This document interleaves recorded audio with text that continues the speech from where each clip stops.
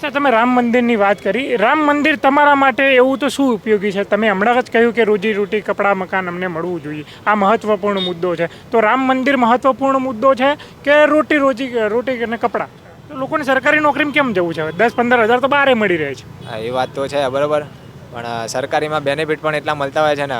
એટલે ઘૂસ બહુ લે છે, વાત સાચી? હા, એ વાત તો દેખી હતી, બધાને ખબર છે ઘૂસ તો એટલે થાય. તમે ઘૂસ લેવા માટે જવાની કોશિશ રાહુલ ગાંધી નથી કોમ્પિટિશનમાં? એમને કોમ્પિટિશનમાં છે, પણ કહેવા જઈએ ને કે લેવલ પ્રમાણે તો કોઈ પણને તમે પૂછો તો એ કહેશે કે ના, હું મોદી મારા માટે પહેલા. અને કેજરીવાલ?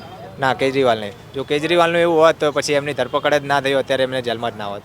પણ મોદીજી એમ કે અમે તો વિકાસ કરી નાખ્યો, બેરોજગારી દૂર કરી નાખી, રોજગારી આપી રહ્યા છીએ, એટલે તો અમે 400 પાર કરી દેશું. એ વાત બરાબર છે, પણ દેખાતી નથી ને રોજગારી એ રીતે. તો જો રોજગારી હોત બરાબર, તો આવી રીતે માત્ર 10-15 હજારના પદ માટે આટલી બધી ફોર્મ તો ના જ ભરાત ને. તમે ન્યૂઝ તો સાંભળી જશે પેલી કે એક મહિલાને નગ્ન કરીને એને એ બધું વિડીયો પણ બધા બહાર આવ્યા હતા, એ બધું જોવા મળ્યું. તો પછી આ એમને જે કહે છે કે મહિલા માટે બરાબર, તો એ મુદ્દે તો પછી કશું કામનું જ નહીં. જી, શું નામ તમારું? મારું નામ સચિન. સચિન, અત્યારે જે લોકસભાની ચૂંટણી આવી રહી છે 2024ની, શું લાગે છે? તમે પહેલી વખત વોટ આપવા જઈ રહ્યા છો કે આની પહેલાં આપેલો છો? હું પહેલી વખત જ વોટ આપું. પહેલી વખત આપો છો, તો કયા મુદ્દાના આધારે તમે વોટ આપશો આ વખતે? વોટ આપવો તો એક સામાન્ય માણસનો અધિકાર છે બરાબર, બધા આપી શકે છે, એમાં કોઈ એ છે નહીં. પણ કહેવાનો મેન એમાં મુદ્દો શું છે મેન, કે આપણે એક દેશના માણસ છીએ બરાબર, એક દેશના નાગરિક છીએ. તો એ દેશના વિકાસ માટે, એ દેશના સંચાલન માટે આપણે કઈ રીતનું આપણું યોગદાન આપી શકીએ, એના માટે આપણે એક વ્યક્તિને ઊભો કરતા હોઈએ છીએ બરાબર. એના માટે આપણે વોટ આપીએ છીએ કે આપણો વોટ એ માણસને તાકાત આપે છે બરાબર, અને એ માણસ આપણા માટે કામ કરી શકે, એના બદલામાં આપણે વોટ આપતા હોઈએ છીએ. કયા કામ એવા છે કે જે કરવા જોઈએ અને વડાપ્રધાન નરેન્દ્ર મોદીના નેતૃત્વમાં નથી થયા? દેખીતી રીતે જે પણ વિકાસ થયો છે એ મોટા શહેરોમાં અને શહેરોમાં જ જોવા મળે છે બરાબર. ગામડાઓમાં નથી થયો? પણ ગામડાઓમાં પણ થયો છે, પણ એવા ગામડાઓમાં નથી થયો જ્યાં થવો જોઈએ. જેમ કે અમુક ગામડાઓ એવા પણ હોય છે જ્યાં કશું પહોંચી નથી શકતું, અને હાલના સમયમાં પણ જોવા મળે જ છે એવું કે હજુ પણ કશું પહોંચ્યું નથી. જોવા જઈએ તો પાણી, એમ્બ્યુલન્સ, આરોગ્યની સેવાઓ, શિક્ષણ, એ બધું હાલના સમયમાં પણ જોવા નથી મળતું મોટાભાગે. મોદી એમ કહે છે કે મેં 80 કરોડ લોકોને સસ્તું અનાજ આપી દીધું, મફતમાં અનાજ, અને હજુ પણ ચાલુ રાખીશ, બધું મફતનું આપીશ. એનો કોઈ મતલબ જ નથી ને મફત આપવાનો. કેમ મતલબ નથી? મતલબ એ પ્રમાણે નથી કે જેને મળવું જોઈએ એને નથી મળતું, જેને ના મળવું જોઈએ એને મળે છે, તો પછી એ કોઈ મતલબનું જ નહીં ને. એટલે 80 કરોડ લોકો, સાચા લોકોને અનાજ નથી મળતું? ના, એવી રીતે નહીં. કહેવાનો મતલબ એમાં એમ છે કે જે લોકોનો જરૂરિયાત છે બરાબર, કે આ લોકોને મળવું જોઈએ. જેમ કે એમ વિચારો કે એક શહેર છે બરાબર, તો શહેરમાં સામાન્ય રીતે એક પરિવાર પોતાનું ગુજરાન ચલાવી શકે, જે ના ચલાવી શકે એમને તો મળવું જોઈએ બરાબર. પણ અમુક એવા વ્યક્તિઓ પણ હોય છે કે જે આનો લાભ લેતા હોય છે દેખીતી રીતે બરાબર. પણ ગામડાઓમાં પણ આવું થવું જોઈએ, અને જે અમુક ગામડાઓ હોય દૂરના, એમના ત્યાં જવું જોઈએ. તમારું એવું કહ્યું છે કે જેના લાભની જરૂર નથી એવા લોકો પણ લાભ લે છે? હા, એવા લોકો પણ લાભ લે છે. અને સરકાર એ બાબતે કોઈ રિસર્ચ કે એવું કંઈ કરતી નથી ને એમને સીધા લાભ આપે? કશું જ નહીં. હા, તો તમારા મત મુજબ આ વખતે કોનું પલડું ભારે લાગે છે? એક બાજુ કોંગ્રેસ છે જે ભારત જોડો યાત્રા કરી રહી છે, એક બાજુ બીજેપી છે જે પણ અત્યારે ફૂલ ફોર્મમાં છે.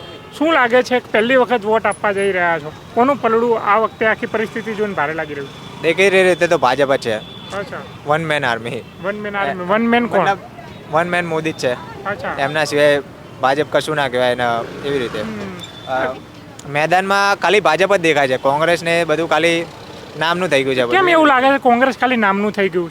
કેમ કે આ 10 વર્ષમાં જોવા મળ્યું છે એ પ્રમાણે જોવા જાવ તો મોદીની ફેન ફોલોઈંગ બહુ વધી ગઈ છે.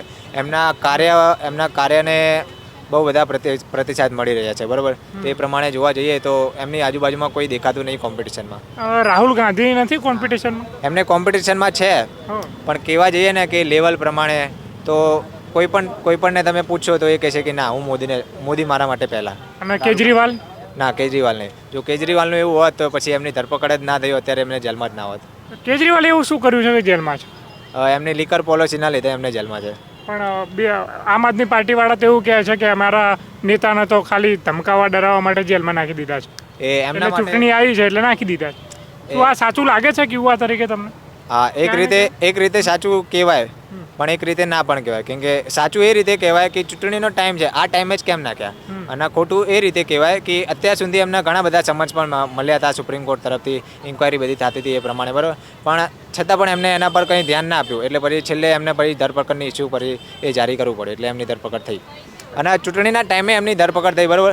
એ મુદ્દો બધાના દેખાવમાં આવી ગયો કે ચૂંટણીના ટાઈમમાં એમની ધરપકડ થઈ, અને વિપક્ષ માટે મુદ્દો બની ગયો કે ભાઈ ના, ચૂંટણીના ટાઈમે જ તમે કેમ ધરપકડ કરી. અચ્છા, તમે રામ મંદિરની વાત કરી. રામ મંદિર તમારા માટે એવું તો શું ઉપયોગી છે? તમે હમણાં જ કહ્યું કે રોજી રોટી, કપડાં, મકાન અમને મળવું જોઈએ, આ મહત્વપૂર્ણ મુદ્દો છે. તો રામ મંદિર મહત્વપૂર્ણ મુદ્દો છે કે રોટી અને કપડાં? એવો ભગવાન ખુદ અહીંયા કના ધરતી ઉપર હોત તો એમને પણ કહેત કે ના, મારા માટે આટલું મોટું સ્વર્ગ તો છે, હું ધરતી ઉપર આવું, બરાબર, તમારી સાથે રહું, પણ કંઈ મતલબનું નહીં. જેને જે મળવું જોઈએ એને પહેલાં મળવું જોઈએ, પછી મારી. પણ તમે હમણાં જ કહ્યું રામ મંદિર બનાવ્યું એ બહુ સારી બાબત છે. એ કોના માટે સારી બાબત છે? કે જેઓ આસ્થા ધરાવે છે, બરાબર. આસ્થા શ્રી કૃષ્ણએ એવું કહ્યું છે, હું તો કણ કણમાં છું ને મણ મણમાં છું. એ પ્રમાણે જ તેને એમને એવું કહે છે, બરાબર. તો પછી એમના માટે આટલા બધા મંદિરો સ્થાપવાની, આવી રીતે આવું બધો ખર્ચો કરવાની, એ બધો એમને ખુદ પણ કહી શકે ને કે હું કણકણમાં છું, મણમણમાં છું, બરાબર. તો મારા માટે આવો બધો ખર્ચો ના કરો. તમારે જો મારા સાથે રહેવું હોય, બરાબર, તમે મારામાં આસ્થા ધરાવતા હોય તો લોકોની સેવા કરો. જે તમને પદ મળ્યું છે એ પદનો યોગ્ય ઉપયોગ કરો, એ પ્રમાણે સેવા કરી શકો ને, કરી શકો ને તમે. પ્રધાનમંત્રી આખા દેશના હોય છે, બરાબર. હિન્દુના હોય છે, મુસલમાનના હોય છે, જે બધાના પ્રધાનમંત્રી હોય છે. અને એ જ્યારે રામ મંદિરનું ઉદ્ઘાટન કરે તો એ કેવું લાગે છે તમને? એમને જવું જોઈએ રામ મંદિરના ઉદ્ઘાટન માટે? આમ જવું જોઈએ. જો આસ્થા ધરાવતા વ્યક્તિ હોય, બરાબર, તો એ તો જશે જ, તે 100% જશે. પ્રધાનમંત્રીને હૃદય જવું જોઈએ?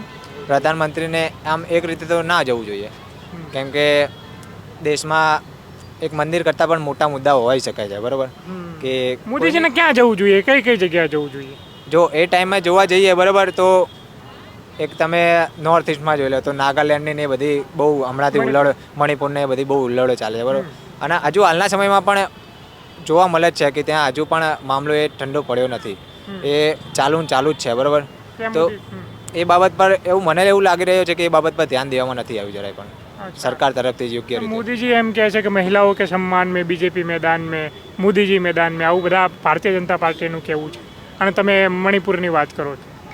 હા, તો એ તો દેખી, એમાં પણ તમે ન્યૂઝ તો સાંભળી જશે પેલી કે એક મહિલાને નગ્ન કરીને એને એ બધું વિડીયો પણ બધા બહાર આવ્યા હતા, એ બધું જોવા મળ્યું. તો પછી આ એમને જે કહે છે કે મહિલા માટે, બરાબર, તો એ મુદ્દો તો પછી કશું કામનું જ નહીં. જો આ મુદ્દો હોત અને એના પર યોગ્ય અમલ કરવામાં આવ્યો હોત તો પછી આવી ઘટના બનત જ નહીં ને. અચ્છા, શું અભ્યાસ કરો છો તમે? હું બેચલરનો અભ્યાસ કરું છું ઇકોનોમિક્સમાં. શું સરકારી નોકરી લેવાની ઈચ્છા ખરી? સરકારી નોકરી લેવાની ઈચ્છા તો કોની ના હોય, પણ સરકારી નોકરીમાં કોમ્પિટિશન એટલું છે. હવે અત્યારે જુઓ તો તમે કોન્સ્ટેબલ ને પીએસઆઈની ભરતી પડી છે, બરાબર. હવે એમાં પદ લગભગ પ્રોપર મને ખ્યાલ નથી, પણ 10-15 હજારની આસપાસ છે, બરાબર. ચોક્કસ આંકડા ખ્યાલ નથી મને. અને એની સામે તમે જોવા જાઓ તો નહીં 3 થી 5 લાખ સુધીની ફોર્મ ભરાયા હશે અત્યાર સુધીમાં. તો પછી આટલાક જ પદ માટે આટલી બધી કોમ્પિટિશન, બેરોજગારી હોય તો જ થાય ને, એમને એમ તો થાય નહીં. પણ મોદીજી એમ કે અમે તો વિકાસ કરી નાખ્યો, બેરોજગારી દૂર કરી નાખી, રોજગારી આપી રહ્યા છીએ, એટલે તો અમે 400 પાર કરી દેશું. એ વાત બરાબર છે, પણ દેખાતી નથી ને રોજગારી એ રીતે. જો રોજગારી હોત, બરાબર, તો આવી રીતે માત્ર 10-15 હજારના પદ માટે આટલી બધી ફોર્મ તો ના જ ભરાત ને. અચ્છા, તો લોકોને સરકારી નોકરીમાં કેમ જવું છે? 10-15 હજાર તો બહાર મળી રહે છે. હા, એ વાત તો છે, બરાબર, પણ સરકારીમાં બેનિફિટ પણ એટલા મળતા હોય છે ને. એટલે ઘૂસ બહુ લે છે, વાત સાચી? હા, એ વાત તો દેખી હતી, બધાને ખબર છે ઘૂસ તો થાય. તમે ઘૂસ લેવા માટે જવાની કોશિશ કરો? ના, એવું કશું નહીં. જો એવી ઘૂસ લેવાની એવી ગણતરી વાત, બરાબર, તો પછી કોન્સ્ટેબલનું પદ શું કામ પસંદ કરે? થોડી વધારે મહેનત કરીને આઈપીએસ આઈએએસ બને, એમાં વધારે ઘૂસ ના મળી જાય ભાઈ. મતલબ આઈપીએસ ના આઈએએસ ની અંદર વધારે મળે છે? હા, વધારે જ મળે ને. હમણાં લાંગાનો જ કેસ જોઈ લો, બરાબર. એમના ઘરમાંથી એમને બધી રીતે કેટલા બધા પૈસા મળ્યા હતા, તો ભાઈ દેખાય જ છે ને ઘૂસ ને ખોરી ને બધું.